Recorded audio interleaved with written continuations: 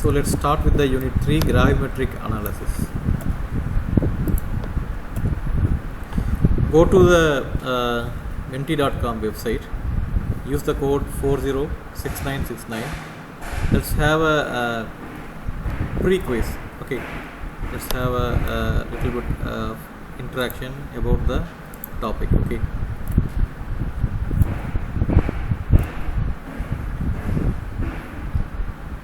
In your opinion, what is meant by gravimetric analysis?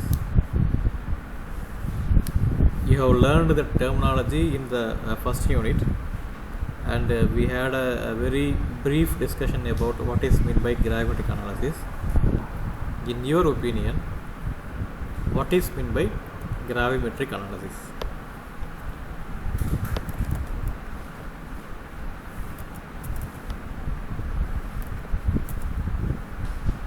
Analysis on the basis of mass, okay. Measures of weight, okay. Weighing analyte, okay. Quantitative analysis, yes. All the answers are correct. What are the other opinions you have about gravimetric analysis? Analysis weight, okay. I want all of you to give some answers, okay. Not some few students only.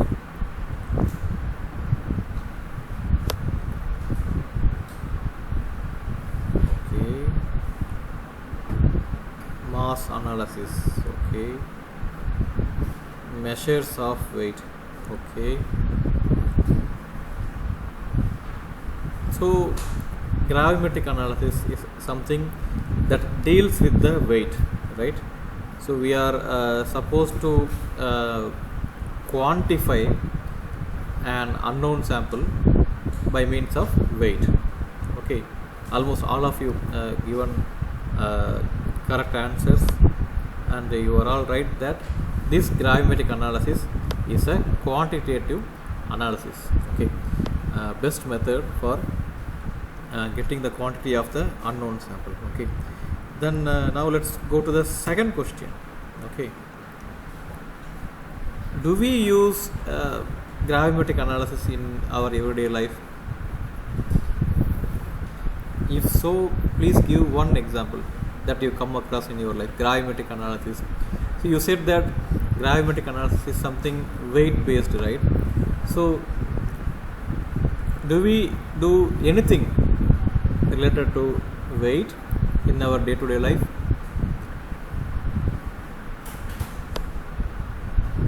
We do lots of stuff related to the gravimetric analysis. Okay, water testing, okay, medical field, okay,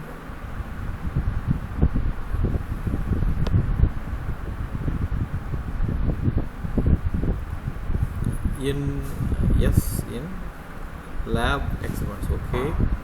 Measure weight of rice, yes, that's also right. Industries, yes, of course. Scientific research, yes.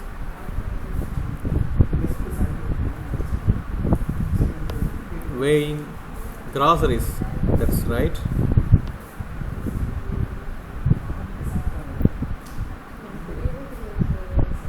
So we do lots of things based on this weight, right? So we either check the weight of the sample, say rice or groceries in the shops, or sometimes we even use it for getting some products, conversion of product, one product to another product by means of changing the weight. Fisheries, for example, drying weight, what could be the answer? Even you can unmute and say. Monitor levels of water, okay. Fisheries the gravimetry use பண்றாங்க. அதல உள்ள இன்னொரு process drying and weighing. என்ன எதுக்கு use பண்றாங்க? ஒரு product இன்னொரு product connect பண்றாங்க. அதையும் சொல்றேன். What is that example?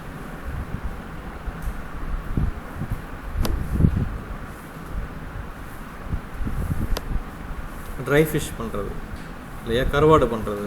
கரெக்டாக ஃப்ரெஷ்ஷாக இருக்கிற ஃபிஷ்ஷை சன்லைட்டில் ட்ரை பண்ணி இல்லை ஆர்டிஃபிஷியலாக ட்ரை பண்ணி ட்ரை ஃபிஷ்ஷாக மாற்றுறாங்க. கரெக்டுங்களா? So that's called as a gravimetric analysis, because you start with value added products. Exactly, yes. So you start with raw material, then you add some quantities of salt.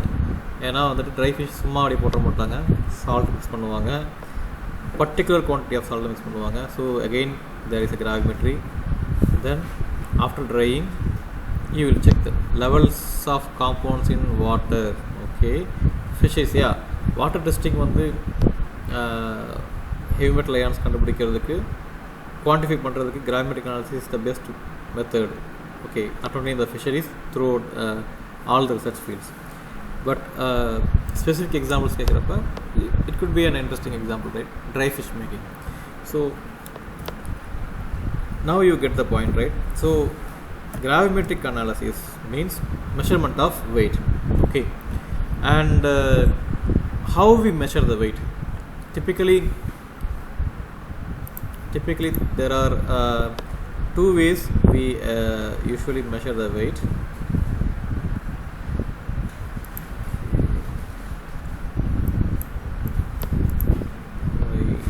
Just a moment.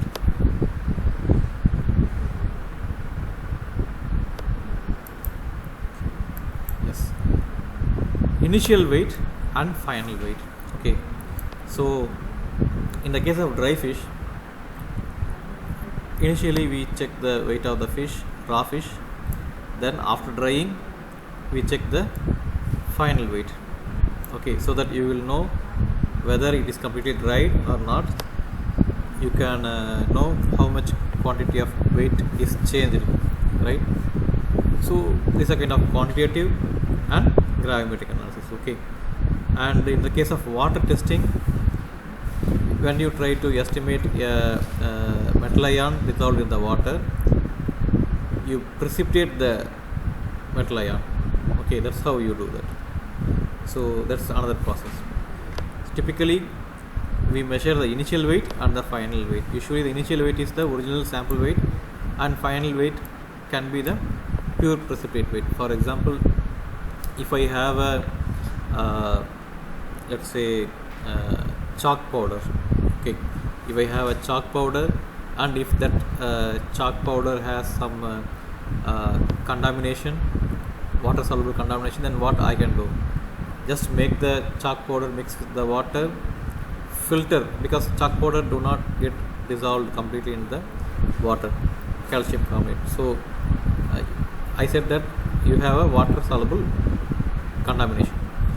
So அந்த chalk பவுடரை வாட்டரில் கரைச்சிட்டு mix பண்ணிவிட்டு then filter பண்ணி dry பண்ணிங்கன்னா you will get the pure precipitate, right? Pure calcium carbonate, pure chalk powder, right?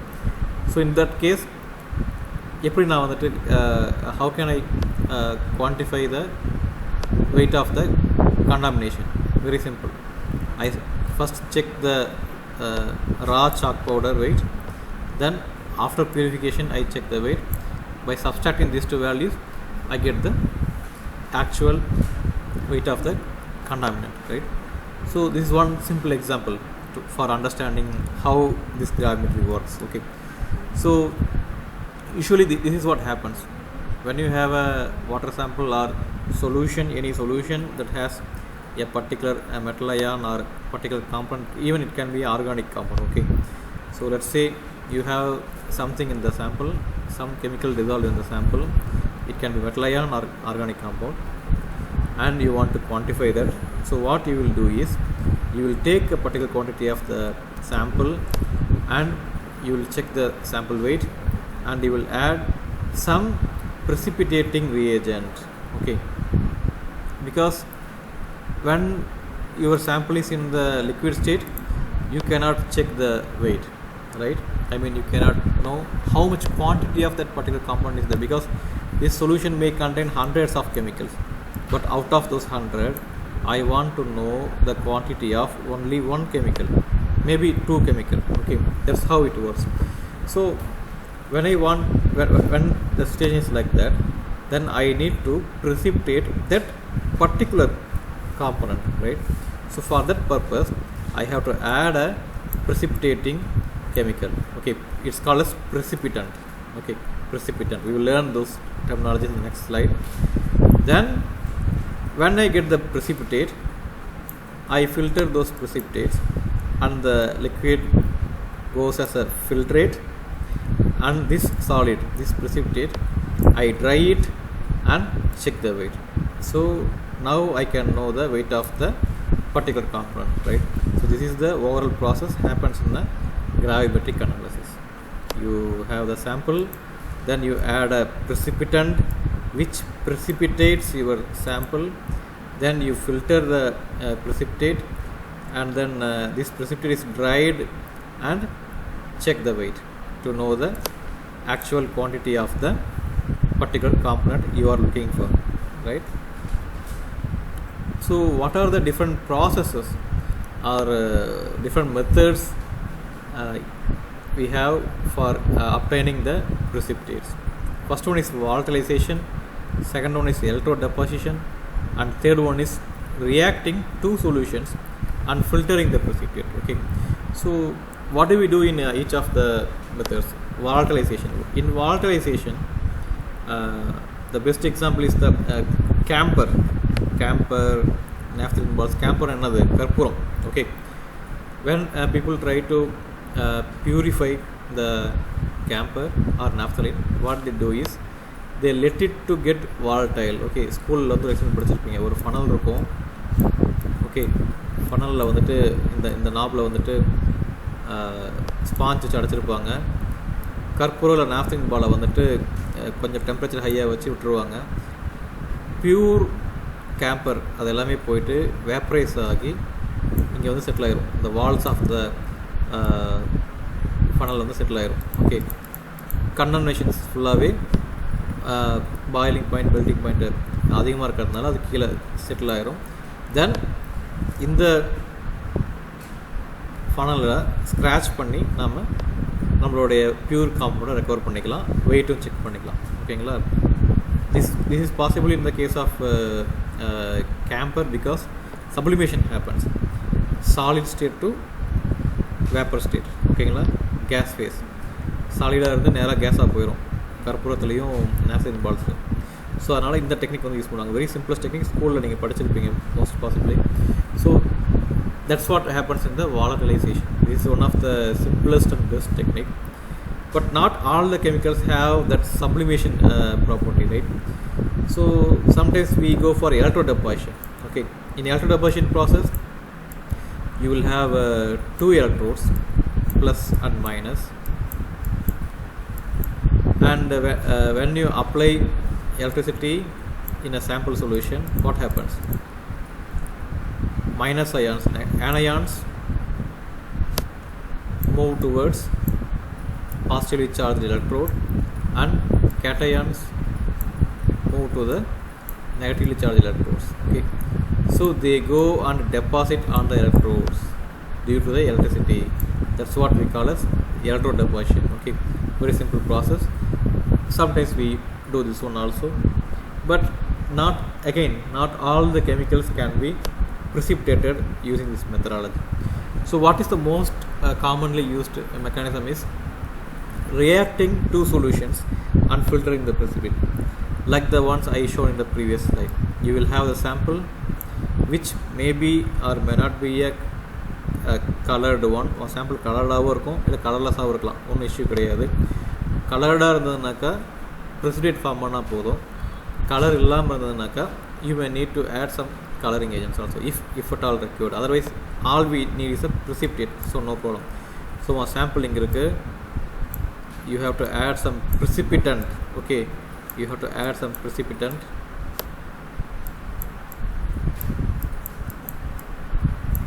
then because of that precipitant you get the precipitate. ஓகேங்களா? இங்கே வந்து ஒரு எக்ஸாம்பிள் கொடுத்துருக்கேன்.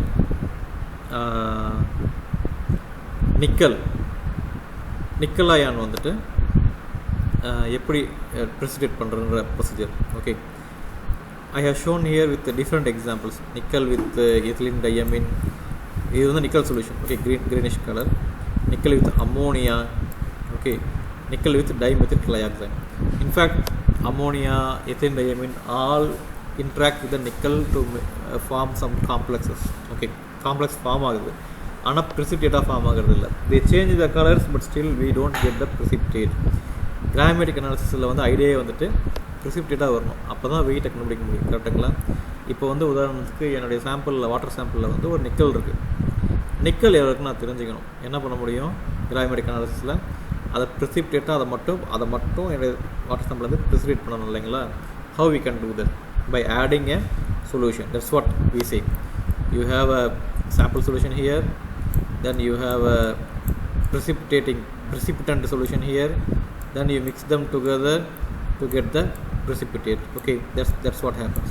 So when we try with different precipitants, dimethyl trioxide works well and it gives a very much appealing precipitate, quantitative precipitates. Okay, so you can even filter them very easily, right? So this is one way we can do. When we talk about the nickel, there is an interesting fact. Some of you might get allergy due to this nickel coating in your ornaments, the thodu, mukuthi, then even for the boys, the kaila ring போடுறாங்க இல்லைங்களா, அதனால. Then some people, because of the buckles in the belt, okay, and the belt உடைய buckles-னால nickel coating இருக்கும். Nickel causes allergy. Okay, nickel causes allergy and skin rashes form out. Okay, சில பேருக்கு வந்து காதெல்லாம் வீங்கும். That's because of the nickel toxicity. If at all you are interested, you can simply take a pinch of the solution, dimethyl trioxide, DMG is dimethyl trioxide solution, and apply to the area, skin area where you think nickel toxicity is there. If you get this color, then that's definitely a nickel toxicity. Okay, very simple test, right? So interesting point from the gravimetric analysis. Then how we can precipitate, conditions for the precipitation. Sir, அப்போ நான் வந்து ரெண்டு solution mix பண்ணனா எனக்கு precipitate வந்துருமா? Can I get precipitate by simply mixing two solutions? Actually there are certain conditions you should maintain and there are certain rules you should follow to get a good precipitate. Okay, so the very first condition is desired constituent must be precipitated quantitatively. What is meant by desired constituent? As I said, your water sample may contain hundreds of chemicals. You may require only one or two chemicals. For example, you may want to precipitate nickel ion only, not the Fe2 plus, not the chromium 3 plus. Okay, so you want to quantitatively analyze nickel ion only. What you will do? You have to find a suitable precipitant. Okay, so when you select a precipitant, that should selectively and quantitatively precipitate your desired constituent. That's the first point. Second one, the precipitate must be pure. If any contaminant available, they must be easily removable. Precipitate must be pure. எனக்கு வர்ற அந்த precipitate, அந்த last சைடில் காமிச்சாலே nickel DMG, அந்த precipitate வந்துட்டு பியூராக இருக்கணும். In case என் water sample அந்த எஃப்இயும் சேர்த்து அதோட precipitate ஆச்சுன்னா, we cannot take that answer as a correct one. There will be lots of error, right? So my precipitant is supposed to precipitate only the nickel ion, and the precipitate again should be a pure one. Okay, if at all there are association of other contaminants, they should be easily removable. ஒரு simple washing கொடுத்தாலோ heat பண்ணாலோ போகிற மாதிரி ஒரு mechanism இருக்கணும். Okay, அப்படி இருந்ததுன்னா that's good condition for the precipitation process. Then precipitates should be in physical form, mostly particles. That's most important characteristic. Okay, நம்ம வந்துட்டு precipitate-னுடைய அந்த டெர்மினாலஜியை அண்டர்ஸ்டாண்ட் பண்ணுற எப்படி பண்ணிக்கணும்னாக்கா, anything that separates from one phase, liquid phase. Okay, இப்போ வந்துட்டு ஒரு solution இருக்குது, அதில் பாட்டத்தில் வந்துட்டு ஜெல் மாதிரி ஃபார்ம் ஆனாலுமே that's a precipitate actually. But gravimetric analysis, when we use the terminology precipitate, we want really solid particles. Okay, those particles only can be filtered and separated. புரியுதுங்களா? Gel மாதிரி form ஆனிச்சுன்னா filter பண்ண முடியாது. அப்படியே filter பண்ணாலுமே அதில் இருக்க solvents remove பண்ணுறது ரொம்ப கஷ்டம். Okay, you will never get the answer. So you prefer to have a solid precipitate. Okay, that's the point here. Then the fourth one, constant composition after drying, after ignition also. Sometimes என்ன ஆகும்னாக்கா, for example இப்போ in fact நிக்கலும் அமோனியாவும் போட்டால் complex form ஆகாது. But I will say for the sake of understanding that when you mix nickel and ammonia, it forms a solid precipitate. Okay, let's say that you are trying to dry it. Okay, when you dry, what happens? The water associated with the precipitate goes away and ammonia உடைய boiling point வந்து ரொம்ப ரொம்ப கம்மி. Room டெம்பரேச்சர்லேயே அது கேஸாக தான் இருக்கும். ஓகேங்களா? ரூம் டெம்பரேச்சர்னா 30-35 போச்சுன்னா it will come out of the solution. Okay, so what happens if at all there is a nickel ammonia complex? The complex will break down and the reaction will be reversed. புரியுதுங்களா? இல்லை ஃபுல்லாக reverse ஆகலைனா கூட part of the ammonia will get dissociated or go out from the compound. Then how you can estimate the actual quantity of the nickel? That's a difficulty, right? Sometimes வந்துட்டு heat பண்ணுறப்ப compound உடஞ்சி அதுக்கு composition வெளியே போயிடலாம். So the ideal condition for precipitation is to have a constant composition. So all this means that when you select a precipitant, you should be very careful. If the precipitant is good, then you can actually get good precipitate and you can quantify it by gravimetric analysis. Okay, that's the basic idea here. And now let's move to the topic of precipitant. What is meant by precipitant? Okay, precipitant is a reagent. Okay, basically it's a reagent, it's a chemical that is added to a solution to precipitate the constituent or unknown sample or substance. You can use any words, that's okay. So basic idea of precipitant is that when you add to the sample solution, you get a precipitate of the substance that you want to analyze. Okay, in the case of estimation of nickel, nickel is the constituent and DMG is the precipitant. Okay, our precipitate is a nickel DMG is the precipitate. Okay, nickel DMG is the precipitate. I mentioned as PPTE, so you can understand easily. Nickel DMG is the precipitate here. So this is the definition of the precipitant. And now let's look at the classification of precipitants. Okay, as usual we have inorganic precipitants, organic precipitants. Within the organic precipitants there are two types: chelating precipitants and ion associating precipitants. Since they are ion associating, within that ion associating there are two types: anionic precipitant, then cationic precipitant. Each one of them have different roles. Okay, is there any doubt? Okay, so let's go to one by one. So inorganic precipitant. Usually these inorganic precipitants form slightly soluble salts or hydrous oxides with the analyte, with the sample. Okay, and the problem with this inorganic precipitant is that most of them are not very selective. Sir, selective and specific and so.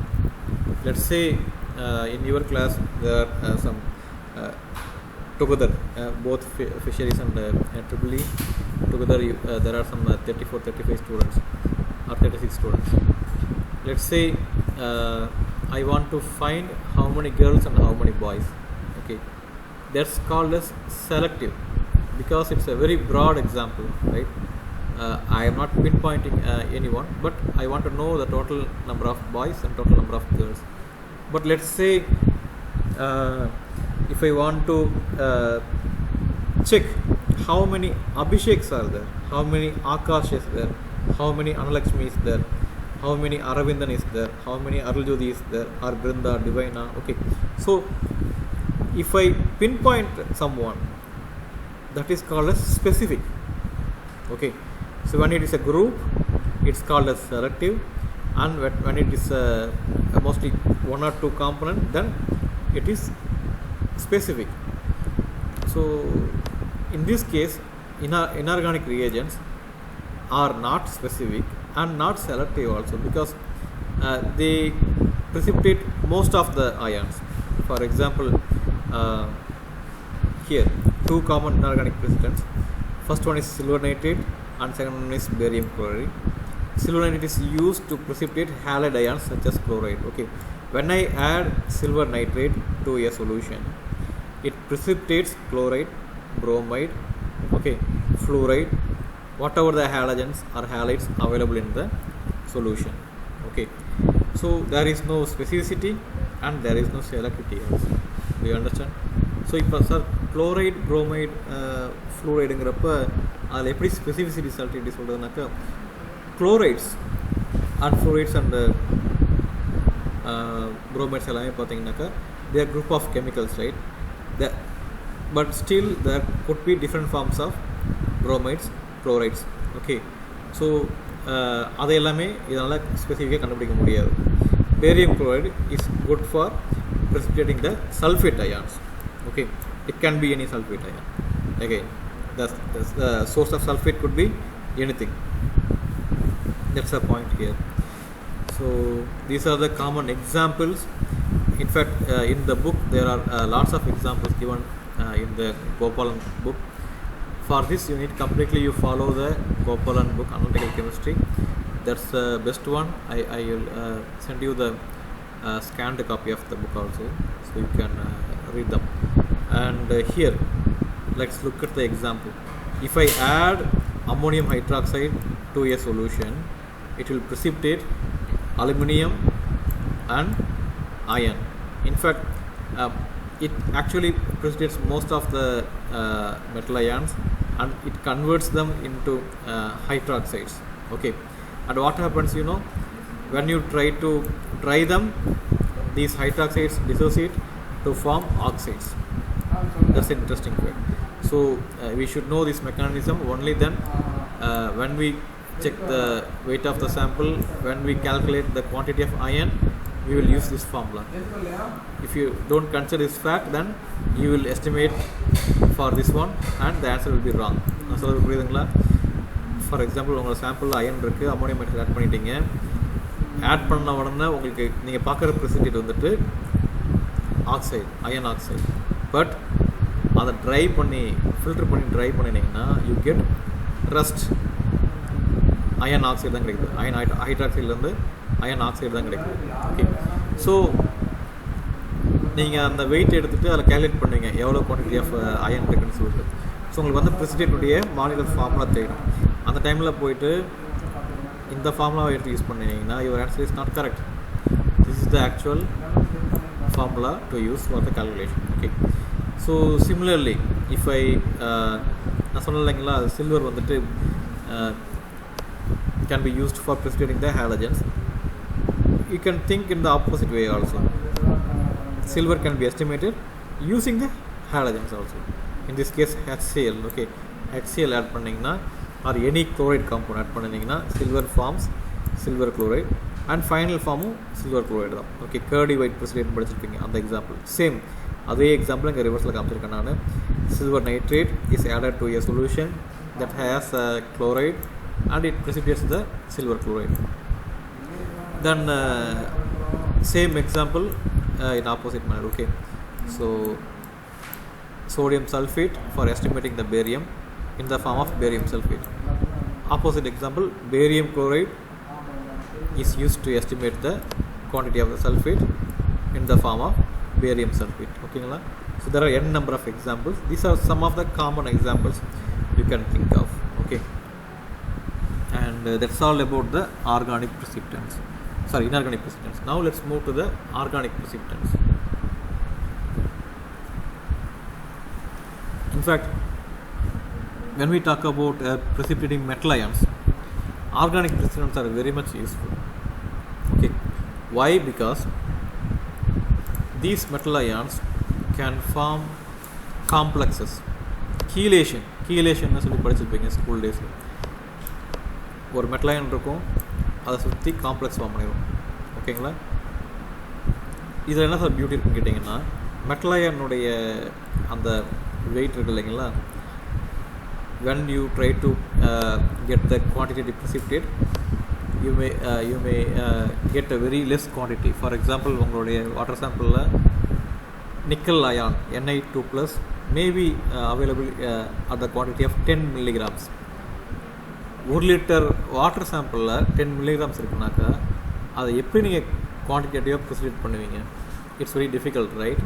But அதே nickel அயான நல்ல molecular wait அதிகமாக இருக்கிற ஒரு காம்ப்ளெக்ஸிங் agent ஒரு ப்ரெசிடெண்ட்டை போட்டோம்னா, for example டைமெத்திக் லையாக்சைன் அந்த மாதிரி ஒரு ப்ரெசிடெண்ட்டை போட்டோம்னா, the weight of the ion increases. கரெக்டுங்களா? காம்ப்ளெக்ஸ் ஃபார்ம் ஆனதுக்கப்புறம். ஸோ நீங்கள் எடுக்கிற வெயிட்டு உங்களுக்கு குவான்டிடேட்டிவாகவும் இருக்கும், எரர்ஸ் கம்மியாகவும் வரும். புரியுதுங்களா? அதாவது 1 kgயில் வந்துட்டு 1 கிராம் அப்படிங்கிற எரர் வர்றதுக்கும் 1 கிராமில் 100 மில்லிகிராம் 200 மில்லிகிராம்ன்ற எரர் வர்றதுக்கும் நிறைய டிஃப்ரென்ஸ் இருக்குது. ஓகேங்களா? So that's a basic idea. These organic precipitants form the chelates with the cations which are insoluble in water. So the metal ions may be quantitatively precipitated. Okay.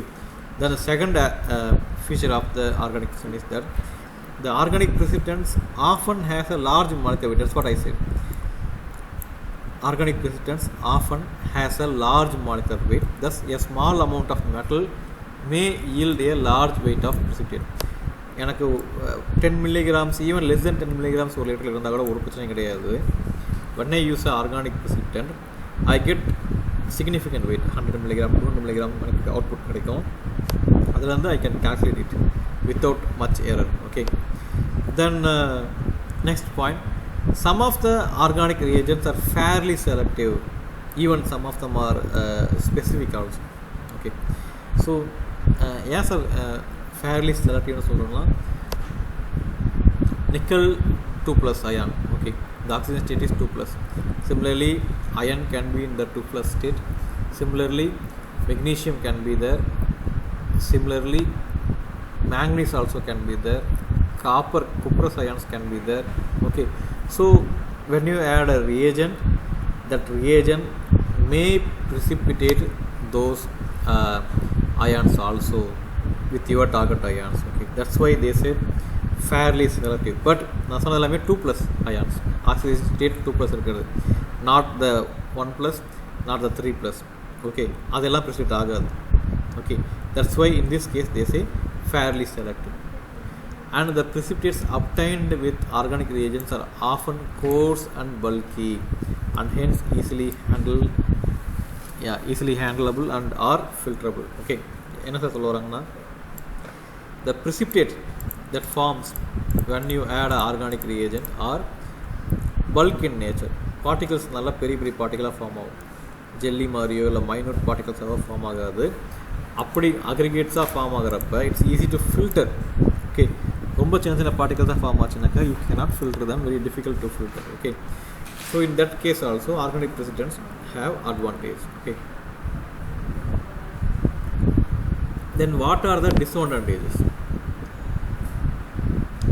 Some of the precipitants get broken down when you heat them or dry them. okay, after drying there could be uncertain composition.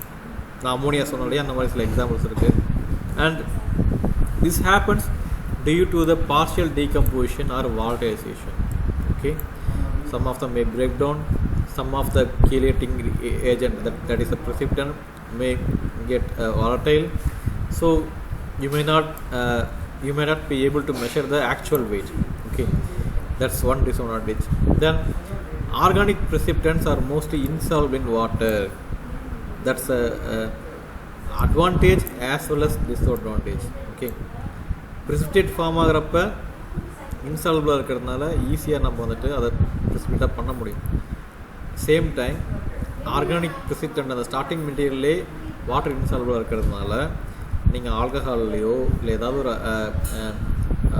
Organic சால்வெண்ட்டோடையோ mix பண்ணி தான் நீங்கள் precipitation பண்ண முடியும். Dimethyl glyoxime we usually make the solution using the ethanol.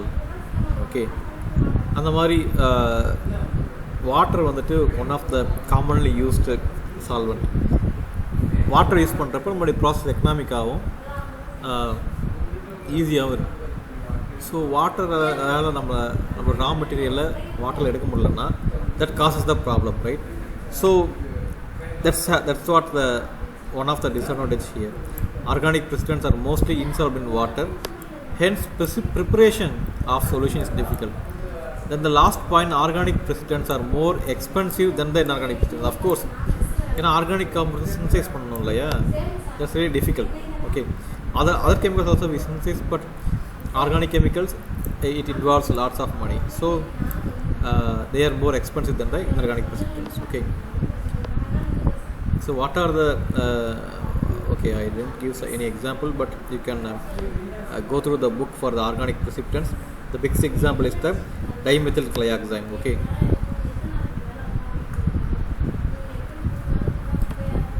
within the organic precipitant we learned that there are two types, right? Chelating precipitant and ion associating precipitant. பார்த்தோம் இல்லைங்களா, அதில் chelating precipitant, that's the first example we will see. Chelate அப்படின்னு என்னன்னாக்கா ring structure. இப்போ metal ion இருக்கும், அதை சுற்றியும் வந்துட்டு லிகான்ஸ் உட்காந்துருக்கும். ஓகேங்களா, so that's called as chelation. Okay, sometimes இந்த மாதிரி இருக்கலாம். Okay, so that's the basic idea here, complex formation with the metal ion. And what is the advantage here? They are highly specific. Okay, they don't precipitate any others. நம்ம வந்து செலக்டிவ்னு பார்த்தோம் நம்ம இதில் inorganic அயன்ஸில். Organic precipitantsல chelating precipitants are highly specific. If you target one compound, then you can actually get it. Okay, then reacting with only one or two metal ion, most cases ஏதாச்சும் ஒன்று கூட ரியாக்ட் ஆகும், அப்படி இல்லைனாக்கா ரெண்டு, அவ்வளோதான். So they are good for specific identification or quantification of a particular unknown compound. Some of the common examples are given here. Dimethyl chloroxime, DMG, famously known as DMG, used for precipitation of nickel ion, nickel 2+. Okay, again, when we add these precipitants we should be careful. நான் சொல்லியிருக்கேன் இல்லைங்களா, we have to maintain the conditions, experimental conditions. So in this case, if I add excess quantity of DMG, that actually causes problem. Okay, excess reagent should be avoided, since the reagent itself would precipitate. Okay, so our idea is to precipitate the nickel in the form of nickel DMG. Okay, if I add excess quantities of DMG, then the DMG along with the nickel DMG also gets precipitated. அது எப்படி sir, நிக்கலும் DMG complex தானே ப்ரெசிபிட் ஆகணும், எப்படி DMG எக்ஸஸாக இருந்தால் ப்ரெசிபிட் ஆகணும்னு சொல்லிங்க கேட்டிங்கன்னா, what we have learn in the previous slide, organic precipitants are insoluble in water, கரெக்டுங்களா? So what they will try to precipitate. இந்த கேஸில் பார்த்தீங்கன்னா nickel ion you will have in the water sir. ஓகேங்களா, வாட்டரில் இருக்கும். டிஎம்ஜி ஆல்கஹாலில் இருக்கும். நான் இங்கே ஆட் பண்ண உடனேயே ஃபஸ்ட்டு டிஎம்ஜி ஃபுல்லாகவுமே நிக்கலோட ரியாக்ட் ஆகிடும். அதுக்கப்புறம் நான் ஆட் பண்ணுற எக்ஸஸ் குவான்டிட்டி, நிக்கல் ஃபுல்லாக தீர்ந்ததுக்கப்புறம் ஆட் பண்ணுற எக்ஸஸ் டிஎம்ஜி ஃபுல்லாகவுமே they will get precipitated. You will never know that whether it is a nickel or only D M G. புரியுதுங்களா? ஸோ யூ ஷுட் இதெல்லாமே எக்ஸ்பிளைன் பண்ணி பார்த்து சொல்லியிருக்காங்க. So in this particular example, when you add DMG, you should avoid addition of excess reagent. கொஞ்சம் கொஞ்சமாக add பண்ணி reaction completion பார்க்கணும். ஓகேங்களா? Then the second example, use of anthracite acid as precipitant for precipitation of copper 2+ ion. Okay. Then the third example is use of 8-hydroxyquinoline to precipitate the magnesium 2+ ions. Then salicyloxime used for Cu2 plus ion. Then kupferon used for precipitation of Fe3 plus and Cu2 plus together. Okay, and this is possible when you use cold solution. Okay, precipitated from acid medium in cold aqueous solution. If it is a warm solution, then you will not get the precipitate here, right? So kupferon is a reagent which you can use for precipitation of iron and copper together, right? So these are some of the examples for chelatic precipitants. The next one is ion associating precipitants. Ion associating, அந்த வேர்ட்லேயே உங்களுக்கு வந்து meaning புரிஞ்சிடும். So நம்மளோட organic ப்ரெசிபிட்டன்ட்டு ion ஃபார்மில் இருக்குது, ஓகேங்களா? So